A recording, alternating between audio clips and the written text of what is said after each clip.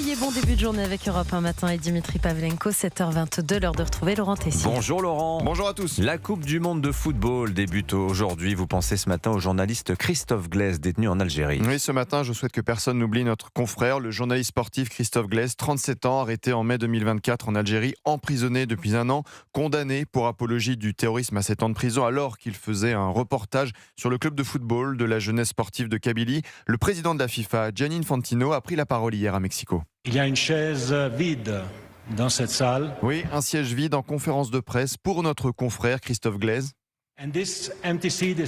Ce siège est réservé à un journaliste français, Christophe Glaise, qui est le seul journaliste sportif détenu dans le monde.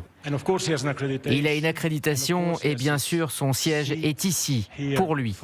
Il faut saluer ce geste fort, symbolique de la FIFA juste avant l'ouverture de la Coupe du Monde ce soir et le message envoyé dans le monde entier. Gianni Infantino a eu un mot aussi pour les parents de Christophe Glaise. J'ai invité ses parents au match France-Sénégal, mais j'espère vraiment que dans un acte d'humanité, il recevra la grâce présidentielle et pourra même se joindre à nous ici pendant le mondial.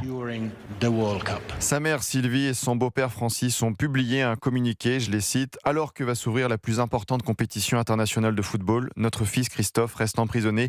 Cette situation qui n'en finit plus nous bouleverse. » Ils avaient parlé à Reporters sans frontières il y a tout juste un mois. On verrait mal une Coupe du Monde de football se dérouler de manière tout à fait sereine si, dans le monde entier, on apprenait qu'un journaliste sportif est en prison actuellement en Algérie. Je pense que ça serait une ombre portée sur cette Coupe du Monde. Eh bien, Christophe est toujours en prison en Algérie. Sa mère et son beau-père sont allés lui rendre visite en détention la semaine dernière. Il va bien et est bien traité, mais se sent de plus en plus isolé du monde extérieur. Alors ne l'oublions pas, l'équipe de France est arrivée hier aux États-Unis. Ce serait bien que les joueurs lui envoient aussi un signe. Pour Christophe. Oui, et je voulais vous lire pour finir ce message du pape Léon XIV pour le début de la Coupe du Monde.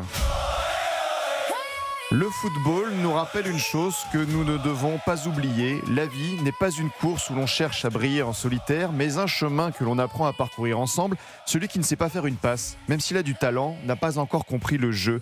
Et celui qui ne sait pas vivre avec les autres et pour les autres, n'a pas encore compris la vie. À méditer.